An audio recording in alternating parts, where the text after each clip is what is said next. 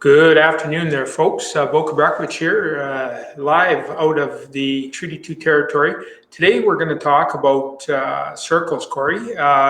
First off, I'd like to acknowledge our strong leadership throughout the entire territory, the governing council, as well as the many councils that we do have within the government of First Nations and Treaty 2 territory, as well as their councils in the local nations. They've done a tremendous job with COVID to date. Also a smudge of a prayer to our many members out there that are fighting COVID, as well as the ones that have been lost because of COVID, and we have the prayers in our hearts, as well as we want to really support our nations at this time.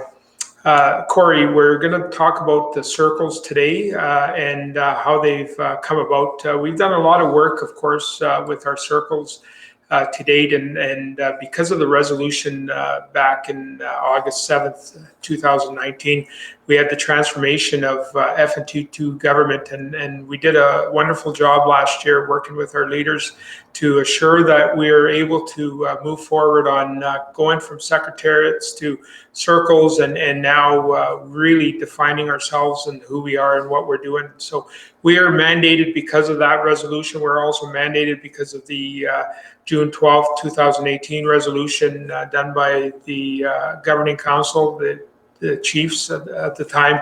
They did a wonderful job moving forward 140 some years of destruction from Canada and other forms of government. And it's 149 years this year, of course, on what we're doing to decolonize the process. So with that, we have circles. Of course, Alan did a wonderful job this morning talking a bit about the Lodge and what the Lodge is doing in governance, as well as law development and law making and nation building itself. So we have a lot of nation rebuild that we're working on right now, and of course our 7 circles are helping us. So our 7 circles are very important to us. The 7 circles address the draft laws and the policies in the local nations, the nation and the government. The circles are also structured through our administration. Right now we have the 4 core areas of administration, which of course communication, corporation, finance and policy, and we have operations. We have wonderful keepers in all areas right now that have really worked hard to advance the government of First Nations and Treaty 2 territory.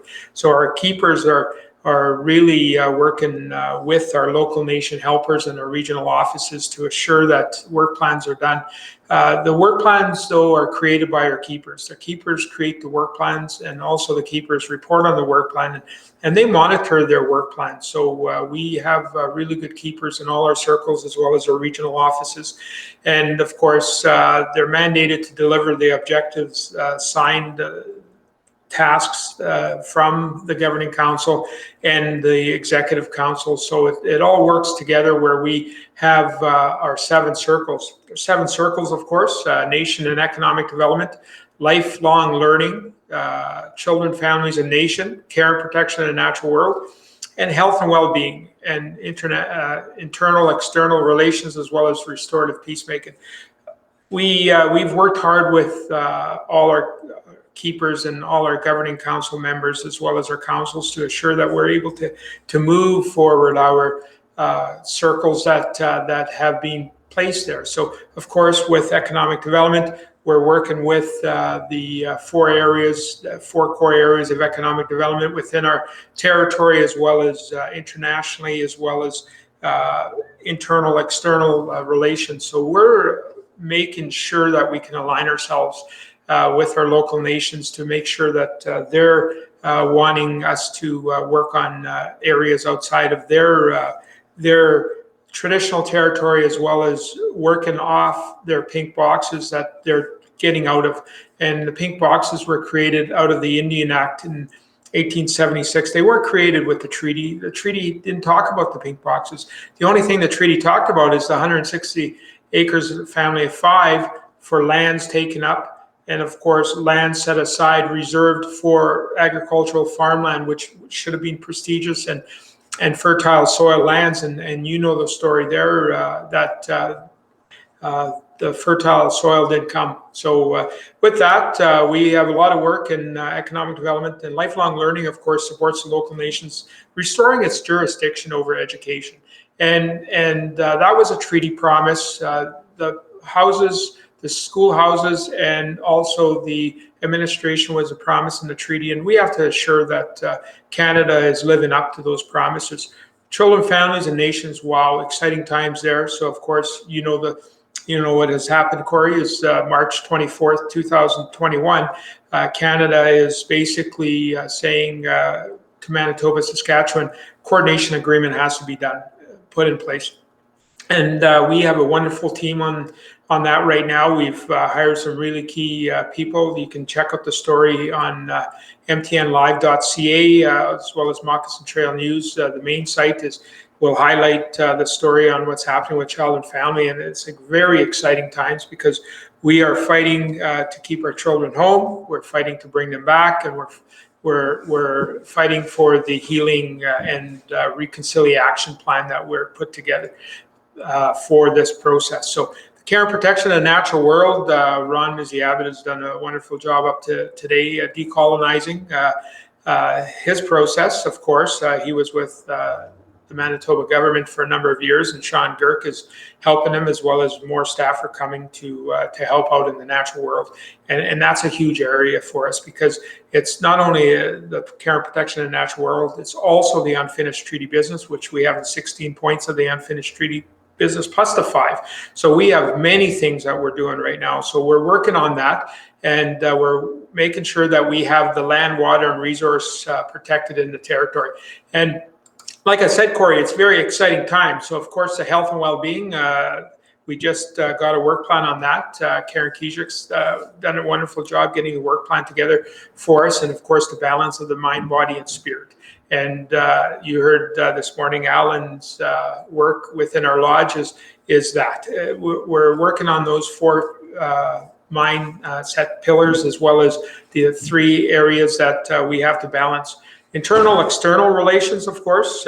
We got a lot of work on that. We've created a political circle for our governing council and ministers of Canada. We're also working internationally as well as with the UN on certain things, and we're going to be advancing many factors there as a government of the First Nations and Treaty 2 territory and the nation of the Treaty 2 territory. And restorative peacemaking. We have a new keeper that we've just hired on, Chantel Barker. She is well experienced in this area, and she's going to be bringing many traditional elements to what we're doing with the combination, of course, with her lodge and our other keepers and our policy and legal area. Roy Dawson, of course, is in that area, as well as Don Kohlberg and his staff. And we now have Desiree Dorian, who joined our legal with Child, Family, and Nation. So we're growing our legal position quite heavily right now. So, and it's exciting times for us. How do the circles match up to what we're doing? Well, certainly they have a lot of ability to move the mandate that was set by the governing council, the mandate that was given to us not only June 12th, but last year, of course, August 7th, and again, the 29th, which was given by the people. The people are the Grand Council that put this all together, and once a year, the Grand Council meets. So we have an interesting chart here, Corey, that we've put together to help our process, of course, and that is to be able to look at the Grand Council as a people. So the Grand Council in the center, of course, put everything into perspective once a year. We have the Governing Council, who is the chairs of all our councils, plus the Chiefs Council. So the Chiefs Council and all our councils meet 3 times to 4 times a year. Our Grand Council meets once a year. Our internal circles meet every month. But we have our Knowledge Council, of course, that have been very active, meeting once a month. And because of COVID, it's been really tough to meet with them because, of course, they like to be in person. And our Knowledge keepers are very sacred to us, and they give us guidance and governance, and they really work hard to give us that direction that we need. The Men Council have only met a couple times since April 1st, but of course, because of COVID, we hope to realign that, and Zoom and 365 Teams will help. And of course, they've been looking after the peacemaking. The Women's Council, very important to us. They meet this week, and they've been attempting to meet for a while now, and they will choose their chairperson, who will be represented at the Governing Council. So with the Women's Council, we have the care and protection, of course, of the well-being in health, as well as we also have the Child, Family, and Nation work that's being done in the Women's Council. And of course, I mentioned the health, but it's well-being. Also, wellness is a key factor, and our 3 o'clock show is health and wellness, because we highlighted a lot of our recreational stuff, Corey. Youth Council, of course, is the games, that winter and summer games that we're working on, as well as our hockey leagues and summer leagues and sporting associations that we've been working on. So that's our councils in a very short presentation. The Chiefs Council, again, is the interim governing council. As an interim government, we have are listed the resolutions on our website, which you can take a look at and reference, and they'll really highlight a lot of the work that we're doing. And of course, the resolutions that state the interim government has so many years to develop itself because of the constitutions from local nation outwards. Local nations. So local nations itself is the formation of who the First Nations of Treaty 2 territory are. We get our mandate from the Governing Council as well as the Grand Council. So the people give us the mandate. So we really push the factors through there, through the resolutions. We get direction from the Governing Council and the Executive Council when they're not meeting, and of course the Grand Chief Eugene Eastman, who's done a very good balancing job. Of course, it's tough for his family, it's tough for his nation, and tough for all our nations. Our leaders met a few weeks ago with Canada, the Minister, Carolyn Bennett, and it was really good to see the leaders come out and really push the nation as a whole. And how are we formed? Of course, the 9 original nations can never leave the formation of the First Nation of Treaty 2 territory, because they make up. They're the treaty holders of 1871, August 21st. So we base our foundation that way. And then we have invited through a resolution, basically allowing the Alliance to join us, the 15 other nations that are in the territory. And we're the only treaty territory in Turtle Island right now that has the many areas of treaties. And of course, we have 2 Treaty 1s, we have 2 Treaty 5s, we have 2 Treaty 8s, and we have 3 Dakota nations and 1 Dakota nation that's not in the territory, but hold a very valuable piece in the territory through the Iron Horse Treaty. So we have a lot of work ahead of us.